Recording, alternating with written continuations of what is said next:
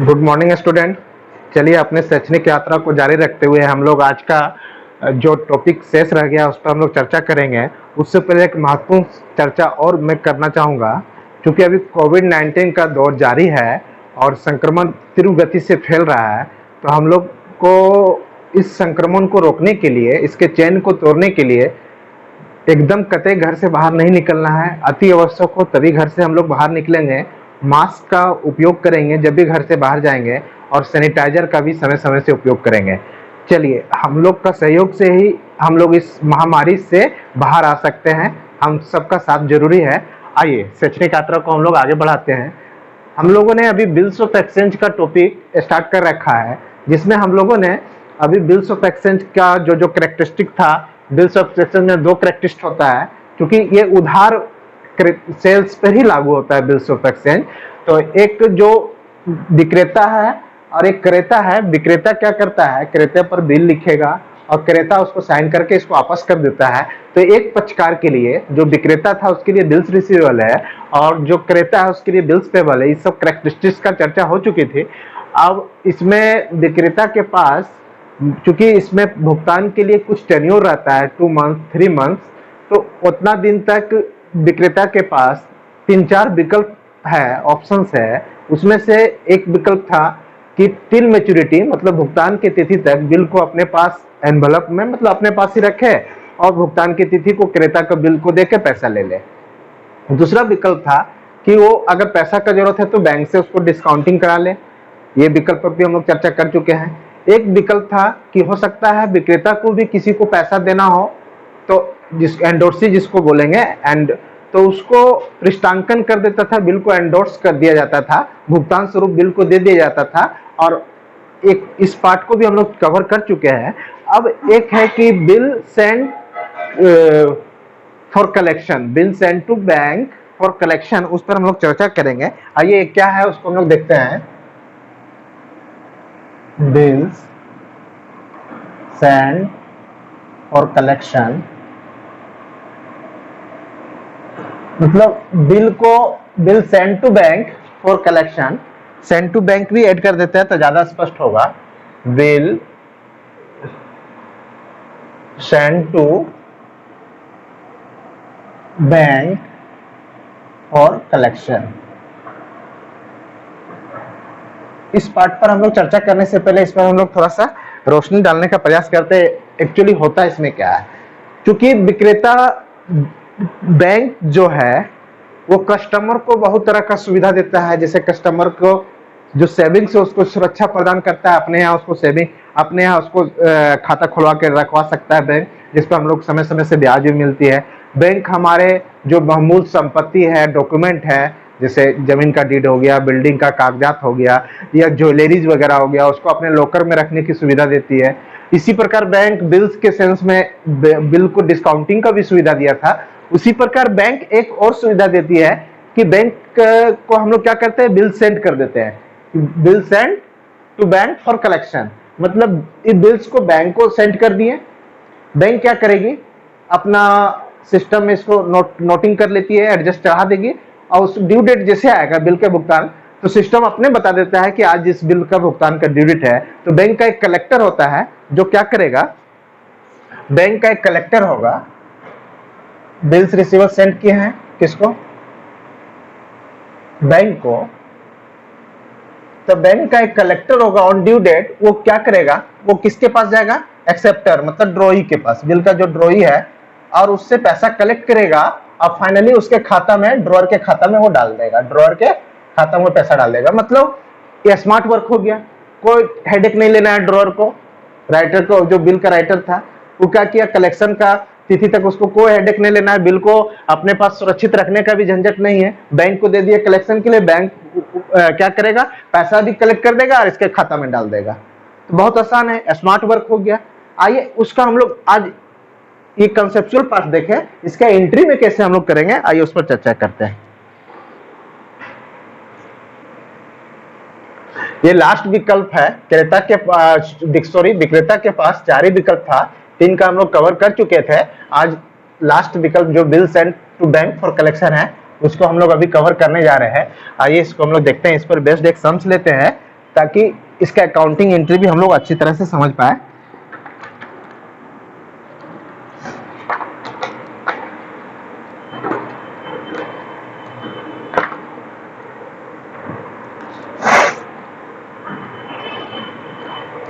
Question is saying on 1st July 2017 X drew a bill on Y for ₹1000 payable at 3 months। 1000 का bill जो है X Y के ऊपर लिखता है 1 जुलाई 2017 को। Y accepted it and returned to X, मतलब बिल को साइन करके Y को X को लौटा दिया, तो इसके लिए बिल्स रिसीवेबल हो गया और Y के लिए बिल्स पेबल हो गया। चलिए यहाँ तक ठीक है। The bill was honour on the due date, मतलब ऑनर मतलब इसका अगर स्पेलिंग वाइज हम लोग लिंक देखें ग्रामिकल तो समान करना, तो समान करने का ऐसे ये नहीं कि बिल आएगा तो उसको हम लोग इज्जत से रखेंगे। ऑनर करना मतलब उसका पेमेंट करना, मतलब पेमेंट भी हो गया ड्यू डेट पर। Show what entries would be passed in the books of X Y under each of the following circumstances. कुछ कुछ सिचुएशंस दिया है, उसमें हम लोग देखते हैं। उसमें से एक सिचुएशन ये भी दिया है कि बिल सेंड्स किया गया है टू बैंक फॉर कलेक्शन। आइए पहले उस सिचुएशन को हम लोग कवर करते हैं और उसके बाद पहले का सिचुएशन है कि बिल रखा अपने साथ टिल ड्यू डेट, बिल को बैंक से डिस्काउंटिंग करा लिया और बिल को एक क्रेडिटर्स या सप्लायर्स को एंडोर्स भी किया। मतलब सारा जो विकल्प था सारा पर इसी पर सारा सिचुएशन 4 बना दिया, चारों को हम लोग सोल्व करना है। तो चूंकि अभी हम लोग bill sent for bank collection का चर्चा कर रहे हैं तो पहले उसको हम लोग देखेंगे, उसके बाद रिमेनिंग पार्ट्स को भी देखेंगे। आइए तो हम लोग को एंट्री करना है in the books of X and Y under following circumstances. General entries in the books of X हो गया। अब इसी तरह हम लोग जनरल एंट्री करेंगे, general entries in the books of Y. इस क्वेश्चन में आपका जो एक्स है वो ड्रॉअर है, ब्रैकेट हम लोग यहाँ ड्रॉअर लिख भी सकते हैं, और इस क्वेश्चन में वाई जो है ड्रॉई है, मतलब स्वीकार किया है बिल को ये राइटर और एक्सेप्टर। क्लियर है। हम लोग को 3-4 सिचुएशन दिया है। यहाँ पर डायरेक्ट बिल स्वीकार करने से ट्रांजेक्शन को स्टार्ट किया है तो हम लोग ऑटोमेटिक है कि उधार बिक्री हुआ होगा तब ने ये बिल स्वीकार किया, क्योंकि बिल्स ऑफ एक्सचेंज का जो ट्रांजेक्शन है नगद बिक्री पर तो होता नहीं है, तो वो चीज नहीं दिया है तो हम लोग उधार बिक्री का एंट्री नहीं करेंगे। क्वेश्चन अगर नहीं दिया है तो जहां से क्वेश्चन स्टार्ट है बिल स्वीकार करने से स्टार्ट है तो वहीं से हम लोग अपना एंट्री को कंटिन्यू करेंगे। आइए वहीं से एंट्री को हम लोग आगे जारी रखते हैं, बीच में हम एक लाइन खींच देते हैं ताकि आप लोग को स्पष्ट रहे कि इधर एक्स का है इधर वाई का है। डेट है 2017 जुलाई, 2017 जुलाई। ठीक, इस तिथि को क्या हुआ है, बिल स्वीकार किया है Y accepted return to X. तो बिल स्वीकार किया तो इसको बिल मिला होगा, जो मिल रहा है debit the receiver, bills bill receivable account debit. हम लोग जनरल का 5 कॉलम को फॉलो करेंगे, क्योंकि स्थान का कमी है इसलिए कॉलम वाइज हम एंट्री नहीं कर रहे हैं, मगर आप लोग इसको सोल्व करेंगे तो कॉलम वाइज करेंगे। तो गिवर कौन है, एक्स, वाई दे रहा है एक्स को, तो वाई गिवर है, वाई पर्सनल अकाउंट है, तो पर्सनल अकाउंट क्या बोलता है, क्रेडिट द गिवर, तो वाई को हम लोग क्रेडिट करेंगे। अगर अकाउंट जोड़ना है तो वाई अकाउंट लिखना होगा। अमाउंट कितना है, अमाउंट है ₹1000। 1000 डेबिट में जो आया debit the receiver, debit what comes in, bills आया इसके पास, बिल्स को डेबिट किए और चूंकि वाई पर्सनल अकाउंट है इसको क्रेडिट किए, गिवर था वाई। नरेशन को हम लोग अभी स्किप कर रहे हैं, बीइंग बिल एक्सेप्टेड लिख सकते थे फ्रॉम वाई, मगर अभी नरेशन पार्ट को हम लोग चूंकि कंटिन्यू करते आ रहे हैं तो स्थान बचाने के लिए हम लोग नरेशन को स्किप कर रहे हैं, छोड़ रहे हैं। उसी तरह वाई क्या किया, बिल स्वीकार किया, इसके पास से बिल गया है और पाया कौन है, एक्स पाया है, तो डेबिट द रिसीवर, एक्स को हम लोग डेबिट करेंगे, एक्स अकाउंट डेबिट, और इसके पास से बिल्स चला गया तो जो गया उसको क्रेडिट करेंगे, बिल पेबल अकाउंट। क्लियर है, बिल गया इसको आया तो इसको डेबिट किया, इसके पास से गया तो क्रेडिट किया। यहाँ वाई गिवर था तो क्रेडिट किए, यहाँ एक्स रिसीवर है तो इसके बुक्स के हिसाब से एक्स रिसीवर है तो एक्स को डेबिट किए। जिसके बुक्स में एंट्री करेंगे उसके अनुसार सोचेंगे एक्स के यहाँ क्या हो रहा है, तब हम लोग का एंट्री सही वे में जाएगा। वाई के बुक्स में कर रहे हैं तो वाई बन के हम लोग सोचेंगे वाई क्या किया, बिल भेजा तो बिल गोज आउट हुआ, इसको क्रेडिट हुआ, और कौन रिसीव किया तो x, debit the receiver. Amount same है 1000। क्लियर है। अब एक लाइन खींच के नेक्स्ट एंट्री का हम लोग देखेंगे। 4-5 सिचुएशंस दिया है, सब सिचुएशन यहाँ भी डेट वही रहेगा 2017 का जुलाई 8। ठीक है, डेट क्लियर है। अब बोल रहा है क्वेश्चन कि हमको विभिन्न सर्कमस्टांसेस में एंट्री करना है, तो हम पहला बैंक वाला ही लेंगे, उसको एक्चुअली 4th नंबर पॉइंट वाला है, तो हम लोग 4th चलिए जैसे दिया वैसे ही करते हैं। पहला सिचुएशंस क्या है उसमें देखते हैं। बोल रहा है X keeps the bill with him till the due date. Bill का टेन्योर 3 मंथ्स था, ड्यू डेट तक ही अपने साथ रखा, तो ड्यू डेट तक अपने पास रख रहा है तो मतलब पैसा ही लेगा। तो ड्यू डेट कब है, 3 महीना है, तो जुलाई हो गया, तो अगस्त सितंबर अक्टूबर, अक्टूबर 4 हो जाएगा। अक्टूबर 1 हुआ 3 महीना, और चूंकि 3 डेज ऑफ ग्रेस मिलता है तो अक्टूबर 4 हो गया।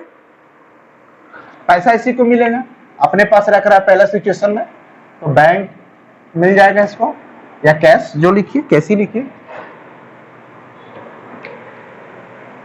कैश अकाउंट डेबिट टू,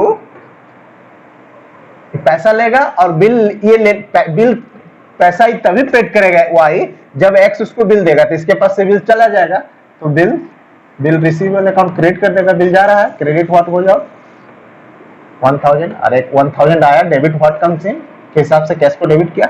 इसके पास क्या आया, इसके पास बिल मिला हुआ है इसको, इसके लिए बिल्स का नाम बिल्स पेबल है, इसके लिए बिल्स का नाम बिल्स रिसीवेबल है, तो बिल इसको मिला, तो जो मिला उसको डेबिट कीजिए, बिल पेबल अकाउंट डेबिट।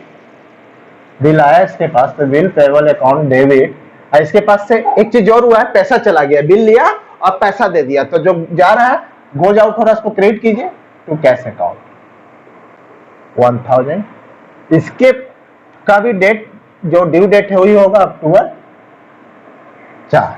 ठीक है, being bill honoured on due date, being cash received of bill, narration लिखा जाएगा।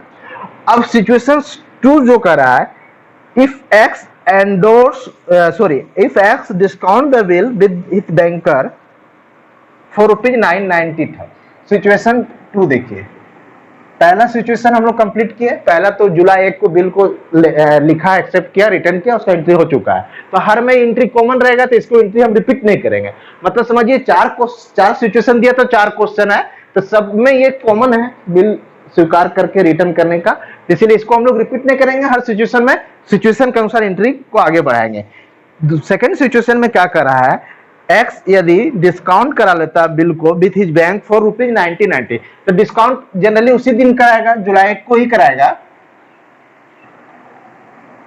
तो जुलाई 1 को ही क्या करेगा, ये डिस्काउंट करा लिया तो बैंक इसको मिल जाएगा।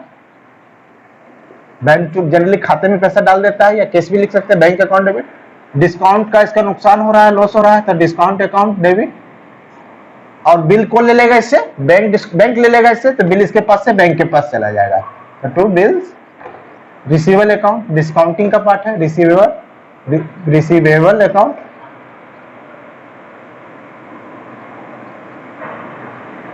ठीक है, बिल्स रिसीवेबल अकाउंट, बिल चला गया, इसको मिला 990 रुपया, 10 रुपया का डिस्काउंट का नुकसान हुआ, और टोटल बिल बैंक ले लिया। अब जुलाई 1 को चूंकि डिस्काउंट करा रहा है, तो ये बात तो वाई को पता भी नहीं होगा। वाई को अब कब लेना है, ड्यू डेट पर जो बिल देगा उसको पेमेंट करेगा, वाई से वास्ता इतना ही है। इसको अब ये वास्ता नहीं है कि बैंक से बना लिया, कि अपने पास रखा, जैसे ये इस पहला सिचुएशन अपने पास रखा था तो उसका पैसा को दे दिया ड्यू डेट पर, तब जब ड्यू डेट आएगा तब ना वाई का लायबिलिटीज क्रिएट होगा। जब डिस्काउंटिंग का इसके घर में कोई एंट्री नहीं, अब ड्यू डेट आएगा तो क्या होगा उसको देख लेते हैं। ड्यू डेट अक्टूबर 4 है,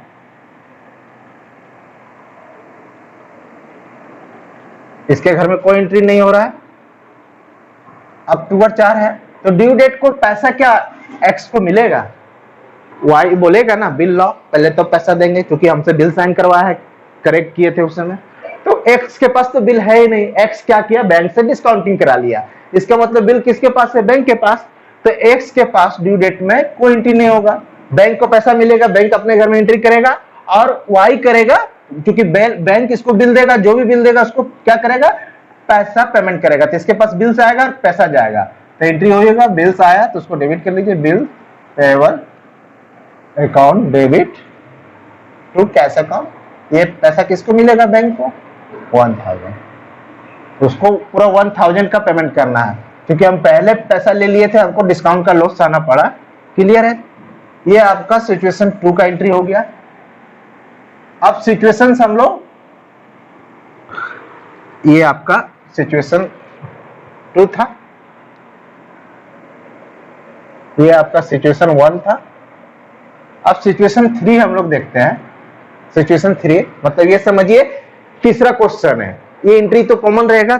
सिचुएशन 3 बोल रहा है, if X endorse the bill to his creditor Ram in full settlement. इसको राम को पैसा देना था, तो फुल सेटलमेंट मतलब 1000 का 1000 में इसको दे दिया, किसको, एंडोर्स कर दिया। राम से कितना बकाया था नहीं दे रहा है, तो फुल सेटलमेंट शब्द का यूज किया, मतलब राम को 1000 देना था, वही क्या किया, एक्स पैसा न देके इसको बिल दे दिया। तो उसी डेट को दिया होगा, कब, जिस दिन बिल का एंडोर्समेंट है, कुछ ना बोले तो जुलाई 1 को ही एंडोर्स किया होगा।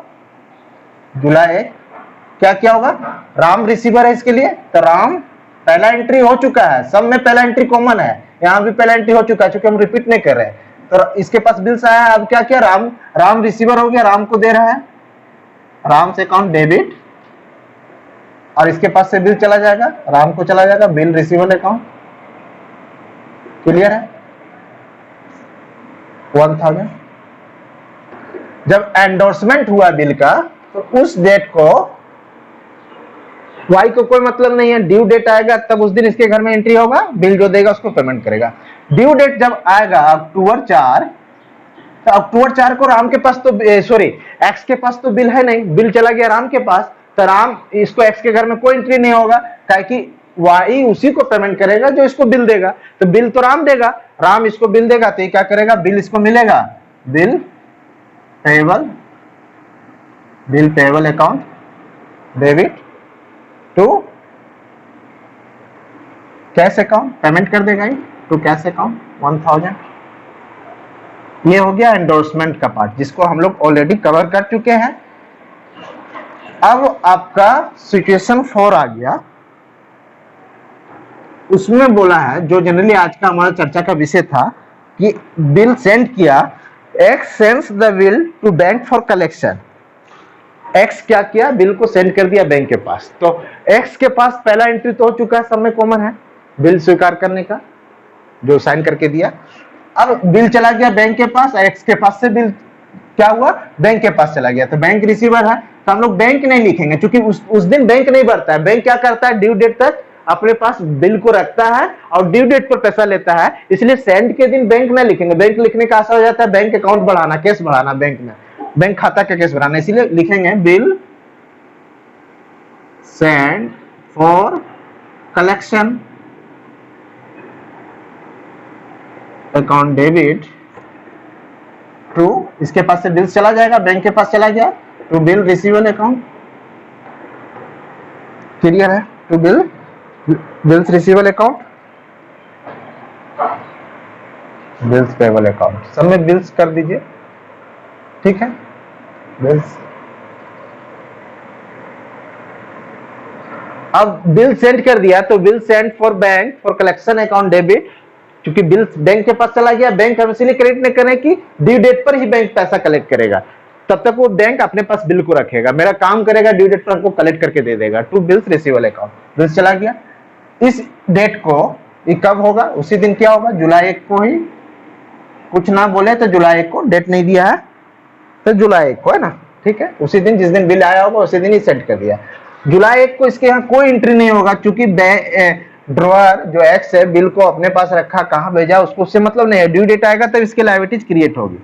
अब जब ड्यू डेट आएगा तब क्या होगा, बैंक जाएगा इसके पास, बिल इसको देगा, ये पैसा दे देगा। अब बैंक चूंकि इसके खाता में पैसा डाल देगा तो इसको पैसा मिल जाएगा अक्टूबर 4 को, बैंक इसका बढ़ जाएगा, बैंक अकाउंट डेबिट और बिल सेंड फॉर कलेक्शन, जो खाता खोले थे वो क्रेडिट करके बंद हो जाएगा खाता, bill send for collection account, क्योंकि पैसा इसका मिल गया। क्रेडिट।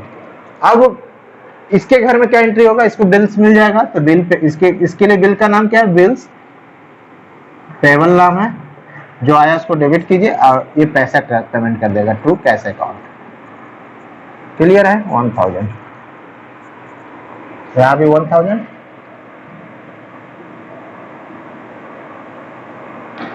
तो ये आपका कंसेप्ट था bill send for collection. Bill क्या करता है, एक सेवा प्रदान करती है अपने कस्टमर को, उसका बिल को पैसा कलेक्ट करके उसके खाता में डाल देते हैं। स्पष्ट है? चारों सिचुएशन हम लोग देख लिया, ये चारों विकल्प था। अब हम लोग का